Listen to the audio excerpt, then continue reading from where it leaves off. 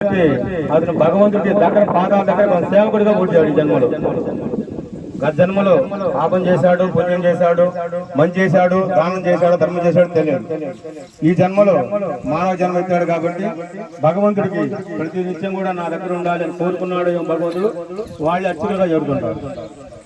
అదే అర్చకుల కోరికలు ఏంటి, మరి ఆయన అనుభూతులు ఏంటి ప్రశ్నించుకుంటే ఏర్పాటు చేసిన అర్చకుడే కాబట్టి ఆయన చెప్పిన మొత్తం కూడా ఏదో జనం రావడం కోసం చెప్తుంటారులే, ఆయన స్వార్థం కోసం అనుకుంటారు. అర్చకుడు ఇప్పుడు స్వార్థపరుడు కాదు. భగవంతుడికి భక్తుడికి అనుసంధానకర్త స్వామి ఈ భక్తుడు ఇచ్చాడు. ఆయన యొక్క ఆవేదన చెప్తున్నాడు ఈ రూపంలో, మంత్ర రూపంలో. సంస్కృతంలో మంత్రాలు ఉంటాయి కాబట్టి ఆ మంత్ర రూపంలో వారు నీ దగ్గరికి వచ్చి వాళ్ళ యొక్క కులము, గోత్రము, వంశం అంతా చెప్పుకున్నాడు తండ్రి. వాళ్ళ యొక్క కోరికలు తీర్చమని అర్చకుడు విన్నవించుకుంటాడు. అర్చకుడు చెప్తేనే భగవంతుడు ఉంటాడా? ప్రశ్న.